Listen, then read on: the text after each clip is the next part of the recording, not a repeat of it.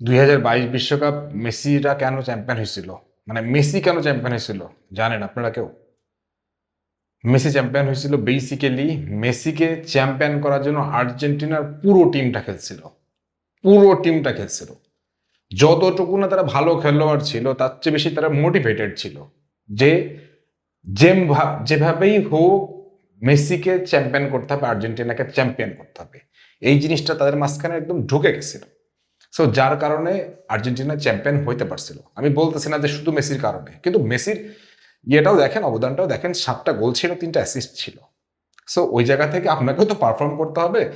Out perform করলে তো আর আপনাকে মানে দল চ্যাম্পিয়ন করে নিয়ে আসতে পারবে না। তার সাথে তারা যারা ছিল তারা তাকে চ্যাম্পিয়ন করার জন্য খেলছিল, মেসিরও চ্যাম্পিয়ন খেলোয়াড়ের মতোই খেলছিল। কিন্তু এই 2026 বিশ্বকাপে আইসা আমি 2022 বিশ্বকাপে একটা স্মৃতি রোমন্থন করি। সেটা হচ্ছে যে আমি অনেক খেলোয়াড়কে, সরি, অনেক মানুষকে দেখছিলাম যারা বলছিল যে মেসির হাতে একটা কাপ খুব দরকার। মেসির কাপ হয়ে যাওয়ার পরে অনেকেই বলতে শুনি যে রোনালদোর হাতে একটা কাপ খুব দরকার। কিন্তু এইটা বলতে শুনি না নেইমারেরও একটা কাপ দরকার, কারণ নেইমারেরও শেষ হয়ে যাচ্ছে। হোয়াট এভার, যাই হোক, কাপ দরকার হইলেই তার কাপ চলে যাবে না। বাট ফ্যাক্ট ইজ, ওই সেই আর্জেন্টিনার মতো পর্তুগালের টিমটা এবার অনেক সলিড, যারা কিনা যদি সত্যিকার অর্থেই রোনালদোর জন্য জিততে চায় জিততে পারবে, জিততে পারবে। এখন প্রশ্নটা হচ্ছে যে এই টিমটাকে দুর্ধর্ষ বলা হচ্ছে। ভাই, আমি দুর্ধর্ষ চাইতে বেশি কিছু বলতে রাজি আছি। To be very honest, to be very honest, পর্তুগালের এই টিমটা দেখে আমার কাছে মনে হয় কোনো জায়গায় কোনো খামতি নাই। আপনি গোলকিপিং এ অনেক কথা বলতে পারেন, এ ভালো ফর্মে নাই, এ মানে পুরান মাল, কিন্তু বিষয়টা হচ্ছে যে যখন ম্যানুয়েল নয়ারকে হচ্ছে যে নতুন করে ফিরে নিয়ে আসা হচ্ছে যে জার্মানির টিমে, সো ম্যানুয়েল নয়ার যদি খেলতে পারে ওরাও খেলতে পারবে। পুরান মাল দিয়ে কোনো ব্যাপার না। বিশ্বকাপ হচ্ছে টেম্পারমেন্ট, আর হচ্ছে ওই বিশ্বকাপ জেতার মানসিকতা থাকার মতন একটা মানে গোলকিপার ওদের আছে, সো টেনশন নাই। ডিফেন্ডিং লাইনে যদি আমি বলি, ভাই একদম মানে টু বি এক্স্যাক্ট, ডিফেন্ডিং লাইনে আমি সত্যিকার অর্থে যাদেরকে নিয়েছে আমার কাছে মনে হয়েছে যে এদের চেয়ে বেস্ট অপশন পর্তুগাল এই মুহূর্তে নাই। ঠিক আছে, এদের চেয়ে বেস্ট অপশন এই মুহূর্তে পর্তুগালের নাই। দালোত, রবিন ডিয়াস, নুনো মেন্ডেস, মানে এইসব নামের পরেও আপনার আর কোনো নাম প্রয়োজন হবে? মানে ডিফেন্ডিং লাইন আপনাকে আর কিছু বলতে হবে?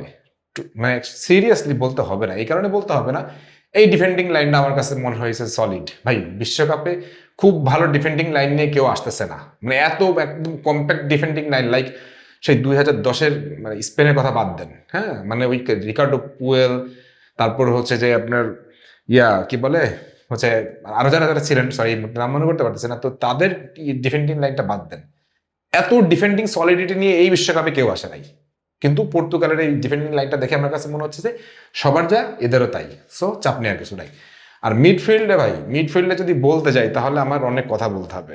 মিডফিল্ডে বলতে গেলে আমাকে বলতে হবে মিডফিল্ডের কি নাই সেটা মানে আপনি ভাবেন। ক্রিয়েটিভ মানে প্লেমেকার, ক্রিয়েটিভ প্লেমেকার যদি আপনি বলেন সেটা আপনি পাবেন। আপনি যদি বলেন যে প্রচুর রান করতে পারে, প্রচুর অ্যাগ্রেসিভ, নেভেসের কথা ভাবতে পারেন। আপনি যদি মনে করেন ইঞ্জিন, তাহলে ভিতিনার কথা ভাবতে পারেন। ঠিক আছে, আপনি তারপরে ক্রিয়েটিভিটির কথা যেটা বলছিলাম সেটা হচ্ছে মানে একটা মানে আপেক্ষিক বিষয়। ক্রিয়েটিভিটিটা কে কখন দেখাইতে পারবে, কোন ম্যাচে দেখাইতে পারবে, কেমনে দেখাইতে পারবে, এই ব্যাপারটা আলাপের বিষয়। কিন্তু ব্রুনো ফার্নান্দেজ, জন নেভেস, ভিতিনহা, হ্যাঁ, এদেরকে দেখে আপনার মানে মানে একবারের জন্য মনে হয় না যে এই মিডফিল্ডটা সেরা?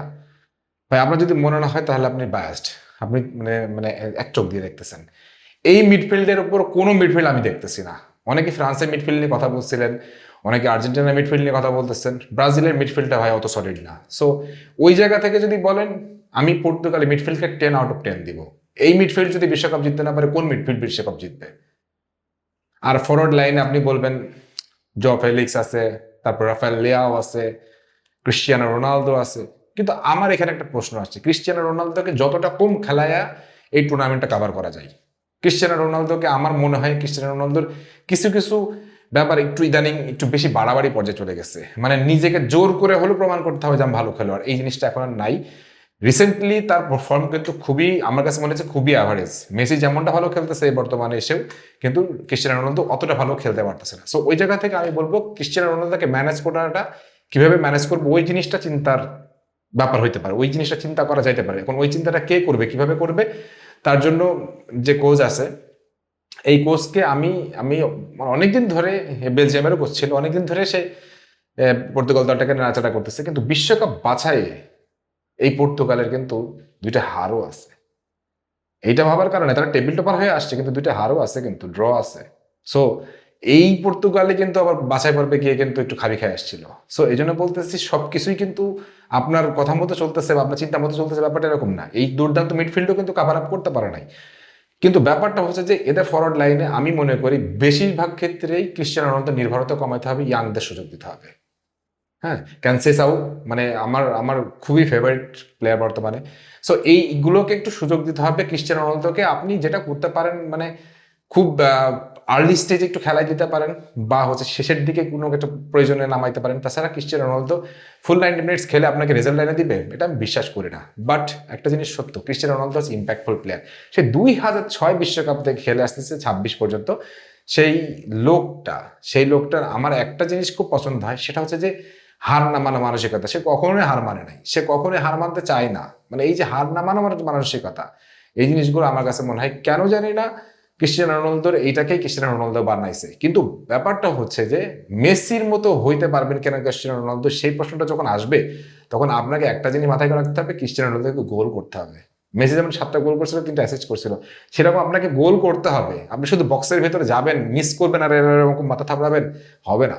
ক্রিশ্চিয়ানো রোনালদো যারা ফ্যানরা আছেন তাদেরকে আমি বলতেছি, ভাই গোল করতে হবে। ক্রিশ্চিয়ানো রোনালদোকে একটা মেল পাঠায় যে গোল করতে হবে, শুধুমাত্র নামে দিয়ে ভারে কাটবে না। ওই জায়গাটাই আপনার মিডফিল্ড যতই দুর্দান্ত হোক, ওই ক্রিশ্চিয়ানো রোনালদোর কিছু কিছু মানে মানে অযাচিত ভুলের কারণে জিনিসটা নষ্ট হবে। বাট বক্স টু বক্স যদি খেলতে হয়, তাহলে আমি বলবো যে প্রপার নাম্বার 9 স্ট্রাইকার তাদের আছে, এবং সেই জায়গাটা তারা যদি ক্রিশ্চিয়ানো রোনালদোকে সাব হিসাবে খেলায়, সেটা সবচেয়ে বেটার হবে।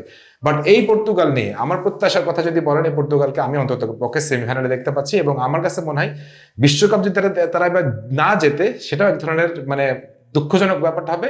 অন্তত অন্তত আমি মনে করি ক্রিশ্চিয়ানো রোনালদোর জন্য হলেও পর্তুগালের বিশ্বকাপ জেতা উচিত, এবং এই মিডফিল্ডের জন্য হলেও একটা বিশ্বকাপ জেতা উচিত। আপনাদের কি মনে হয়, আপনাদের মতামত কি, সেটা অবশ্যই একটু কমেন্ট সেকশনে জানাই দিন। সবাই ভালো থাকেন, সুস্থ থাকেন, আল্লাহ হাফেজ।